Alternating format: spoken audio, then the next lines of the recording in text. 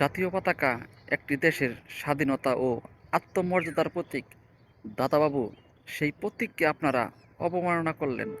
৩০ লক্ষ শহীদদের বিনিময়ে আমাদের জাতীয় পতাকা, অগণিত মা বোনের ইজ্জতের বিনিময়ে আমাদের এই জাতীয় পতাকা।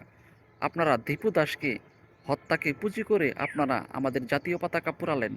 ইচ্ছা করলেও আমরাও আপনাদের দেশের জাতীয় পতাকা পোড়াতে পারি। আমরা এই নিকৃষ্ট কাজ করব না। যারা দীপু দাসকে হত্যা করছে, সেই হত্যাকারীদেরকে আইনশৃঙ্খলা রক্ষাকারী বাহিনী গ্রেপ্তার করছে। তারা তাদের দৃষ্টান্তমূলক শাস্তি পাবে। আপনারা কথায় কথায় বলেন যুদ্ধের সময় আমরা যদি সহযোগিতা না করতাম বাংলাদেশকে, বাংলাদেশ স্বাধীন হতো না। আপনারা বলেন আপনাদের দয়ায় বাংলাদেশ স্বাধীন হয়েছে। আল্লাহর অশেষ মেহেরবানি ছিল এবং দয়া ছিল, এই কারণেই বাংলাদেশ স্বাধীন হয়েছে। না হলে বাংলাদেশ স্বাধীন হতো না। আপনারা সহযোগিতা করছেন বলেই আপনাদের দাস হয়ে থাকবো আমরা, সেই কথা ভুলে যান।